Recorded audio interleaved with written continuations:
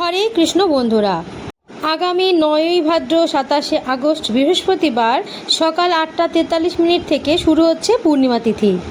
এই পূর্ণিমা তিথি সমাপ্ত হবে 10ই ভাদ্র 28শে আগস্ট শুক্রবার সকাল 9টা 28 মিনিটে। এই শুভ তিথিতেই পালিত হবে শ্রাবণী পূর্ণিমার ব্রতাঙ্গ উপবাস। শ্রী শ্রীকৃষ্ণের ঝুলন যাত্রা সমাপন হবে। এই দিনেই পালিত হবে রাখি বন্ধন। গোস্বামী মতে শ্রী শ্রী বলরামের জন্ম ও জলযাত্রা এবং পূজাও এই দিনে পালিত হবে। যারা যারা রাখি পূর্ণিমায় রাধাকৃষ্ণের পুজো করতে চাইছেন তাদের সময়সূচি হচ্ছে সকাল 7টা 52 মিনিট থেকে সকাল 10টা 19 মিনিটের মধ্যে শুভ সময় বা অমৃতযোগ শুরু হচ্ছে। প্রদোষকালে পূজা করতে চাইলে সন্ধ্যা 5টা 59 মিনিট থেকে রাত্রি 7টা 35 মিনিটের মধ্যে আপনারা সত্যনারায়ণ পুজো করতে পারেন। সুতরাং বন্ধুরা, রাখি পরানোর শুভ সময় হচ্ছে শুক্রবার সকাল 7টা 52 মিনিট থেকে সকাল 10টা মিনিটের মধ্যে।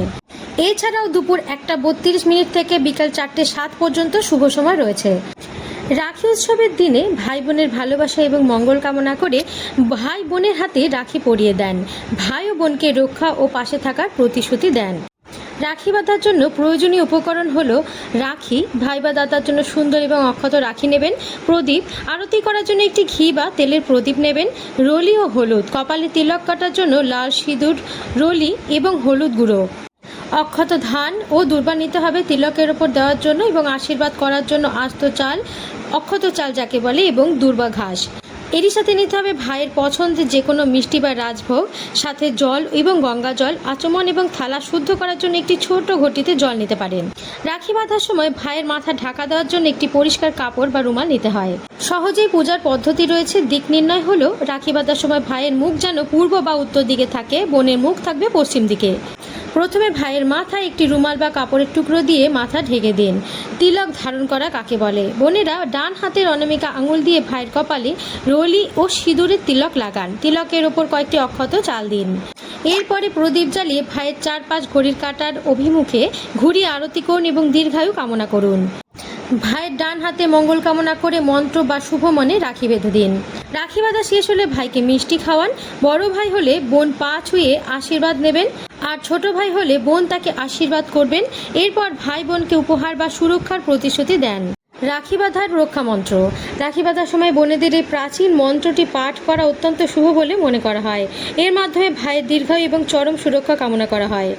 মন্ত্রটি হলো, যেন বদ্ধ বলি রাজা দানবেন্দ্র মহাবল, তেন তাম বিভ্রধ্রামি রক্ষে মা চলো মা চলো।